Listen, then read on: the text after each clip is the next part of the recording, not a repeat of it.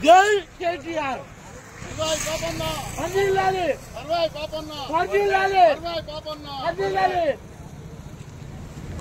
జై కేటీఆర్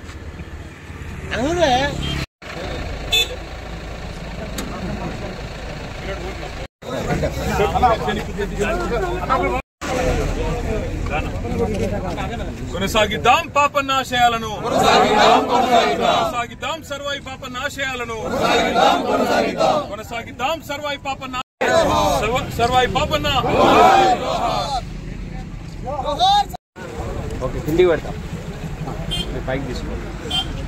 బహుజన రాజ్యాధికారం కోసం పాటుపడిన మహానుభావుడు.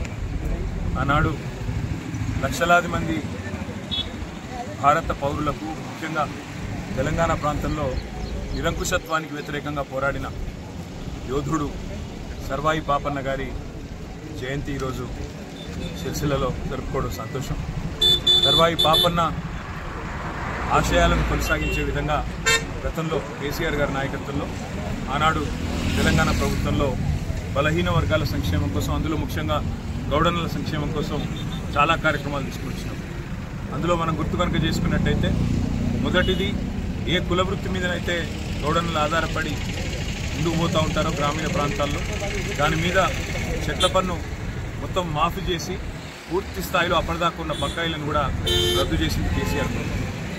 ఆ తర్వాత మరి ఏ కులవృత్తినైతే అల్టిమేట్గా ఆనాడు కళ్ళు రూపంలో, కళ్ళు గీత కార్మికుల రూపంలో ఉండేదో, తర్వాత మళ్ళీ వివిధ రూపాల్లో మరి వైన్ షాపులతో సహా వచ్చినాయో, అందులో కూడా 15% రిజర్వేషన్ గౌడన్నలకు కల్పించింది ఆనాటి కేసీఆర్ గారి ప్రభుత్వం.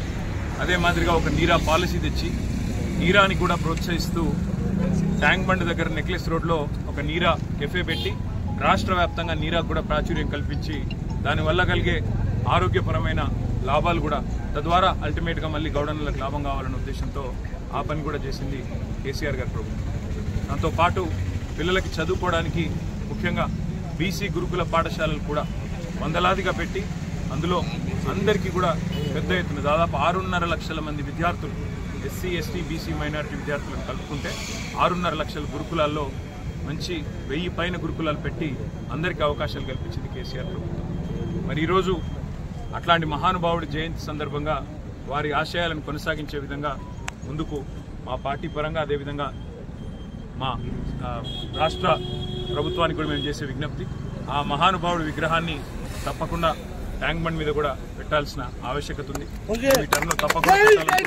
అదే మాదిరిగా ఒక జిల్లాకు కూడా సర్వాయి పాపన్న పేరు పెట్టాలని కూడా మేము కూడా మా పార్టీ తరఫున జనగామ జిల్లాకు పెడతారా, ఇంకో జిల్లాకు పెడతారా మీ ఇష్టం, తప్పకుండా పెట్టాలని చెప్పి కూడా కోరుతూ మళ్ళొక్కసారి ఆ మహానుభావుడి ఆశయాలకు అందరం కూడా అంకితమై పనిచేస్తామని తెలియదు.